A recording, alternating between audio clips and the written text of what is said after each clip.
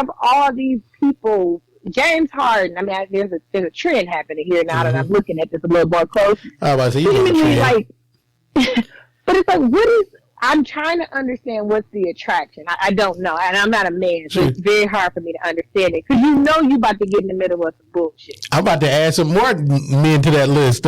Steve Francis, he was like one of the first people to date Chloe in the league. Lamar Odom. So true, I don't understand it, but well, you know what I think it is. Mm-hmm. This gonna sound bad, but I think they have black, quote unquote, black features, right? Yeah, some of which they paid for. Some, right? all. Okay, maybe not Chloe, because OJ daddy. We don't know. We don't know that. We don't know though. We don't know that to be true. But so they are black. They have black features, but they are still considered Caucasian. Not Caucasian, but not black.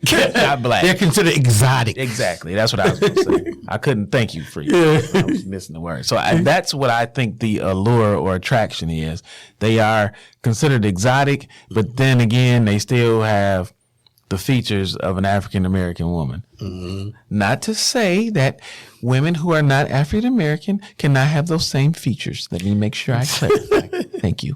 Right, but here's the thing that's crazy though. I don't understand the attraction of dating the same person that this nigga done dated, this nigga done dated, this nigga done dated, this nigga done dated, and y'all in the same damn circle. Right. So to your well, you don't date nobody that got two baby daddies, so you're very much not too far from Virgin Mary over there. So, well, I'm really surprised your wife did. Like she was a saint. She barely made the cut. She barely made the cut. She barely made the cut. She was one bad plan B decision. Oh man, in the rock. Would have been ugly. Oh my god! Oh my god! I can't get with you, girl.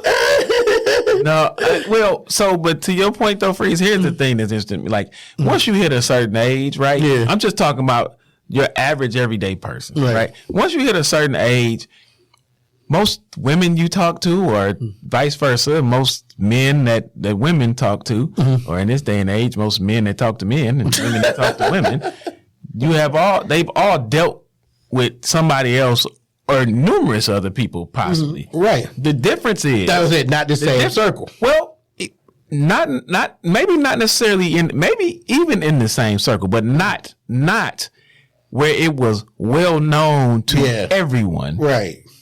I think that's the difference. Yeah. Because what I'm saying is typically sometimes if you're in a particular set or circle, you're going to attract the same kind of people. So it's a possibility. I'm not saying that happens often. I'm just saying it's a possibility.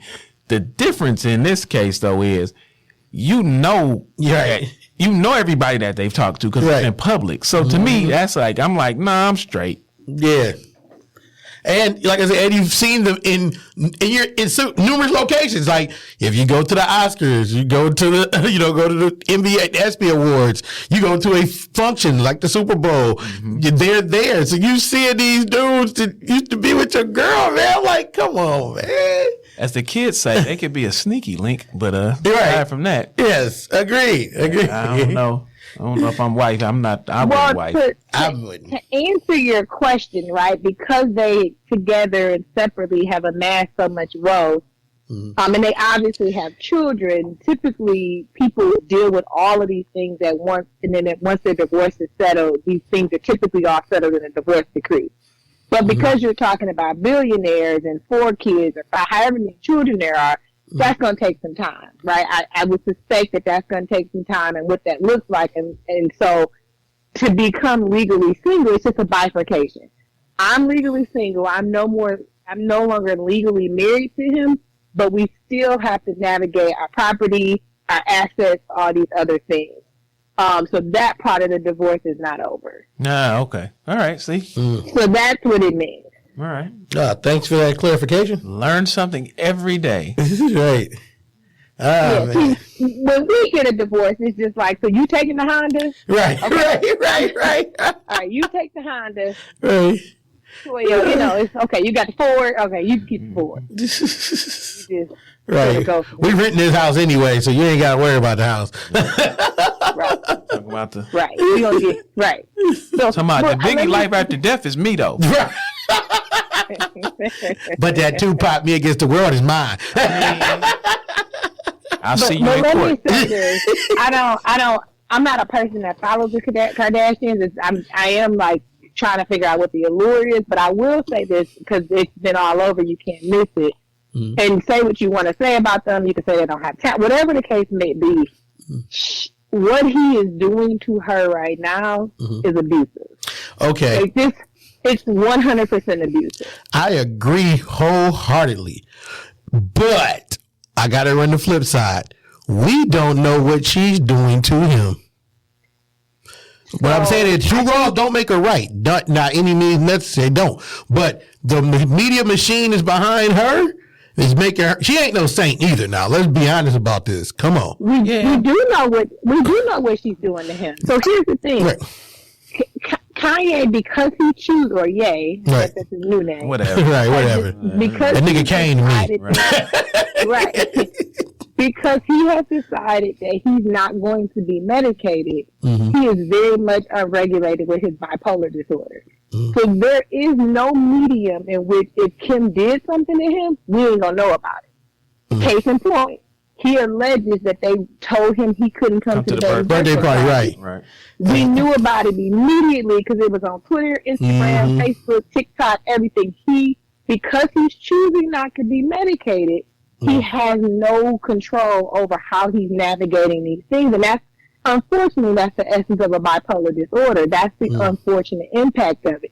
So if she were doing something, we would know because he wouldn't be able to navigate it. Well, that's speculative. Thank you. That's what I was saying. That's speculative in nature. I understand what you're saying, but we don't know that for a fact. But yes, it would seem that would be the case. Yeah, because like I said, you know how their media machine is. He might not even get that out, or you can't control him. So that's the. Nah, that's true. That's true. You cannot control him. Yeah. They might have been able to control certain people, but people that can go pound for pound with them, they cannot control them. Case in point, when Jordan Woods was in that what's her name, Jordan. Yeah, Jordan. When she was in that battle with Chloe. They were steaming up on her. The media came after her. They put the machine behind her. How she get out of it? Will and Jada Smith, who are just as powerful, was like, nope, come with us. And it died right there. Will right then and there. It died. Right? I would say they're more powerful, actually. Oh, yeah, we know that. Yeah. 100%. So their media machine can only go so far. You're not going to control Will and Jada Smith. You're not about to control Kanye. Yeah. And that's the risk that they're running, right? My opinion. I don't know, these people ain't never met him, but I think that they're now running the risk that he's about to tell all the family secrets. Yep. Well, he about to tell it all. So I'm gonna say this though. He started a year ago. Remember, he was tweeting that he was that Kris Jenner was what's the movie where the mama was stirring in the teacup? Get Out.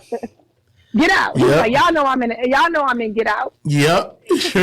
Sure did. Like, but I do think what he's doing to her is abusive. I think this idea that she wants to be divorced and you're buying the house directly across the street from her, you're like, that shit is beyond me, right? But just completely. I don't even know how that's legal. Well, how's it not legal? I mean, I'm just saying. He talking about they got him and Get Out. That sounds like Get Out right there. Hey. Oh man. Hey, yeah, I mean, like, come on. I don't want to be with you no more, but I'm done. And then I look up and I think he bought the people out the house. Probably did. But didn't that made him an offer? Ain't that what the dude did when on the strip club? On the strip clubs on 8 Mile? Didn't he do that with his wife and build a fucking big ass statue with a middle finger pointed towards their house on the deck? I don't none of this. Remember that? The dude, he a strip club king. He got divorced from his wife.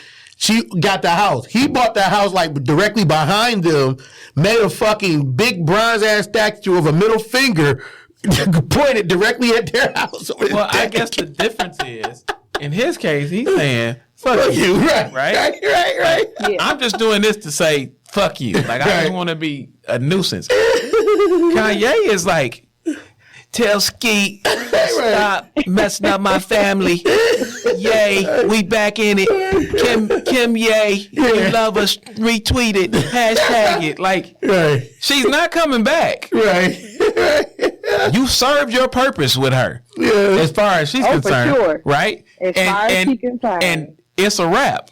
Right. She got them kids out of you. You know, she got whatever else she needed. It's a wrap, dude. Like, so you buying a house across the street. He parked it like for Valentine's Day. Yeah. He parked like a truck full of roses or something. I'm saying, like, so to me, that's the difference. Yeah. He bought the house across the street so he can monitor what she's doing. Yeah. And like still, you know, try to show his love and why they should get back together. Oh boy, bought the house across the street to say, fuck you.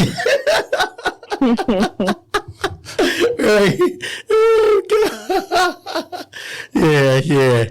And but you know what, Kanye, he's doing it under the guise of he don't want his kids far from him. All right. Yeah, so that's cool. I get it. But so for me, right, I'm thinking about this in a perspective, right? Because here's what I think is about to get ugly. Mm-hmm. I think she could arguably make a claim that he's not fit to have joint custody with his children, like and that's when the war is going to pop off. You think what shit happening in Ukraine is about to be off the chain? Mm-hmm. Watch this shit happen here. Un-American Idol coming to a TV near you. Un-American Idol? Un-American Idol coming to a TV near you. Watch it. Just watch what's happening. That custody shit gonna get ugly. That's the only thing people here. This is what they tell you. Mm-hmm. The people that are on their best behavior in criminal court and on their worst behavior in family court. Oh yeah, 100%. 100%. The stakes is high. You talking about my money, you talking about my kids, and both of them might kill you over. Yep. Yeah. Watch. And he's unstable, and he's being abusive to her. And think what you want to think about the Kardashians. People have opinions. She doesn't deserve to be abused. No one deserves that. No matter what she knew she was getting into, none of that matters. She doesn't deserve to be abused. I agree. No one deserves that. Yeah. Unless you I don't know. No, Vladimir Putin. You're right. I couldn't think of his name at the time. Unless you Putin, you deserve to be abused like that. Thank you. I was like that's called teamwork. Right. Makes the dream work. Yeah. Oh man, this was a good episode. Yeah, maybe we can go be the physical coordinators at Grambling. Hey, hold up though. What did my boy say real quick? One of our boys said, I don't understand. What, they couldn't find no qualified brothers for the job? I said, that's all they done had for the last 150 years. And then I was like, Grambling had a head coach. How long was he the head coach? 30 years? Eddie Robinson. Eddie Robinson was the winningest coach ever in Division I football. He's since been overtaken by Paterno and I think one other person, if I'm not mistaken. It was, for sure. Yep. Well, yeah, I was going to say, well, thank y'all for this episode. Like I said, y'all can find us at Talk That Shit with 3 H's. And that's on Instagram, Twitter, Facebook. Follow us, share us, become our friends. Tell us what you like, tell us what you don't like. Check us out. Become our friends. Become our friends. Become our friends. Tell us what you like. Tell us what you don't like. Send all those messages to Dandridge. Tell us what y'all like, what y'all don't like. I don't like the sound of that. We already established one person on here likes sexual predators. Wait. We said offenders, not predators. Now you about to get what you like and don't like. But with that being said, fellas, make sure it is not longer than 10 minutes. And with that, I am out. Oh, see y'all.